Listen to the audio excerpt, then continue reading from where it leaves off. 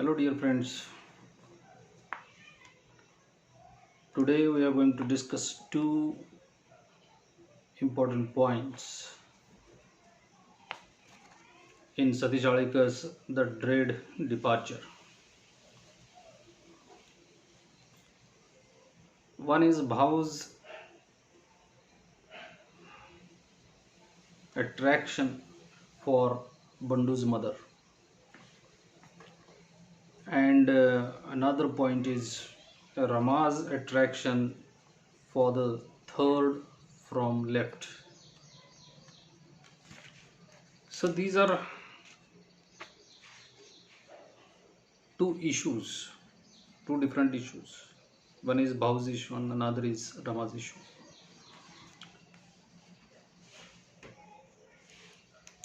And actually, Bhau came to know after the death of himself about Rama's attraction towards a person who is standing there in the funeral, third from left.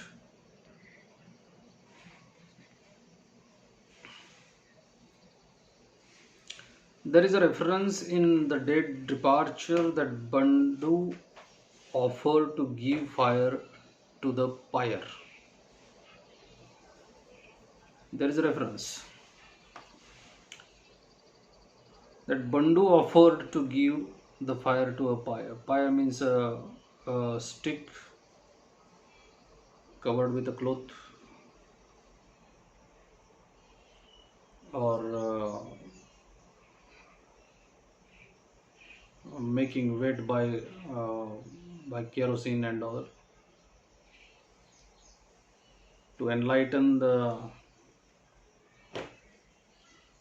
heap of the woods where the dead body of Bhau is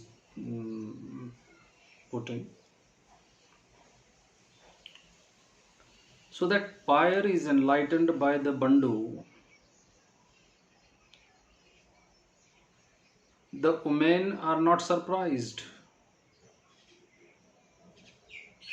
The women who gathered there in the crematorium, they are not surprised that Bandhu enlightened the pyre. Because Bandhu looks exactly like Nana. Nana is direct son of Bhau and Rama. Bandhu is looking like exactly Nana, means the son of Bhau. It indirectly means that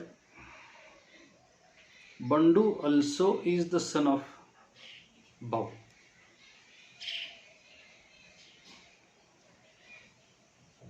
Means there is illegal relations between Bandhu's mother and Bhaurao.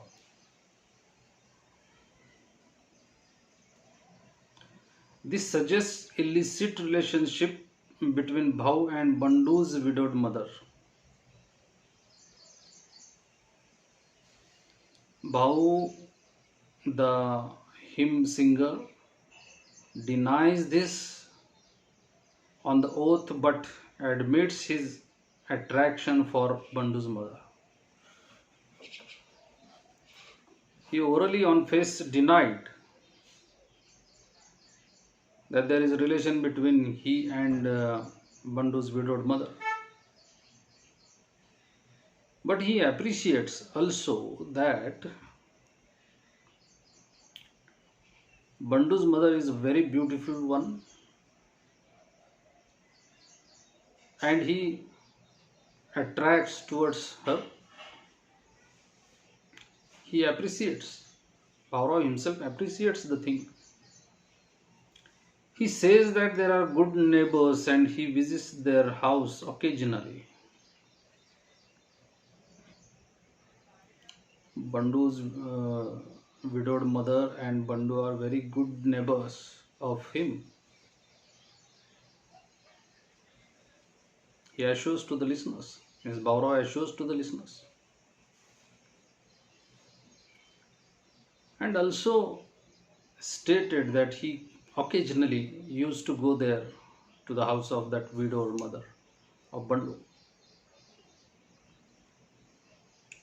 Bhau says that he and Bandu Joshi are not related.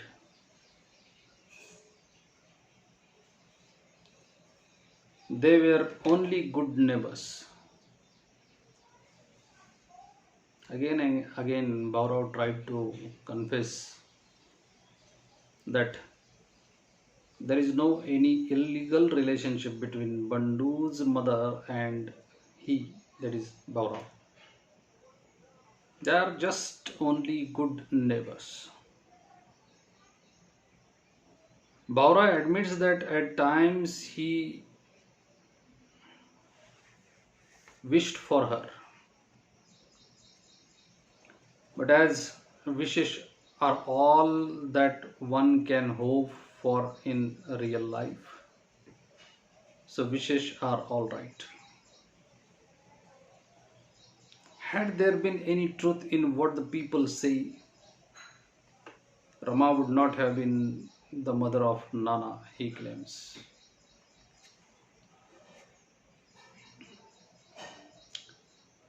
Definitely, he also agrees and admits that there is a wish of having Bandu's mother as his wife in the mind of Bhaurava. But if all the wishes become true,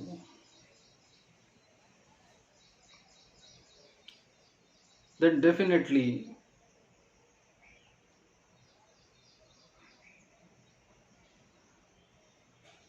Bandu's mother would be the mother of Nana instead of Rama.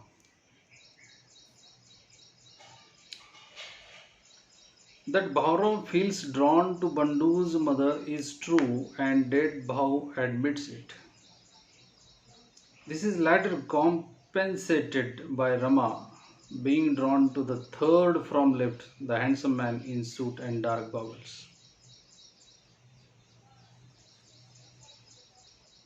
The same is happened with Rama. She is also attracted towards a person who is standing third from the left, wearing goggle and suit, which seems very attractive to Rama.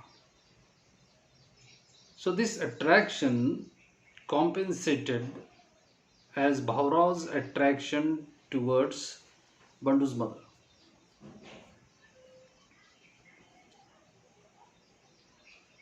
Bhaurav after death appreciates it, accepts that he was attracted towards Bandu's mother, though there was no any single illegal relation between both of them. At the same time, Rama also attracts towards that person who is wearing suit and goggles. Rama, the widow of Bhaurao, feels drawn to a handsome man on the 13th day of Bhaurav's demise. 13th day of Bhaurav's death. Rama attracted to a person who is a handsome man. Since the death of Bhau, she sees an empty frame in front of her. Any woman, after the death of her husband, becomes blank and empty framed of mind. On the 13th day, a figure appears there in that empty frame of Rama's mind. The figure appears there, the third from the left, pallbearer. Pallbearer means the person who carries the dead bodies of the people in a van or a car. He was a man in suit and dark goggles, and he looked so stylish as Paul Bear. Looked so stylish, so smart, wearing goggles and suit.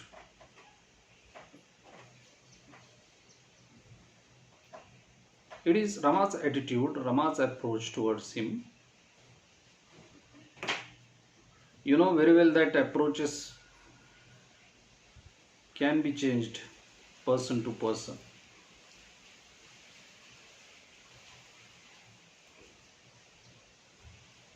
Rama attracts towards that person. It doesn't mean that every woman would attract toward that person. Rama dreams of beginning her life afresh. Rama says she does not know his name, had seen him first on the day when Bhaurao died. Had she seen him earlier, Bhaurao would not have been Nana's father, she declares.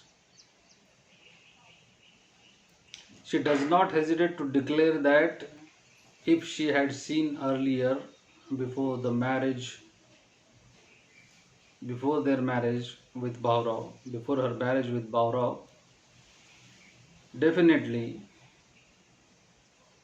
Bhaurao would not have been Nana's father. When Nana tells her that he is a wealthy businessman, she is overjoyed. She asks Nana, who is that person?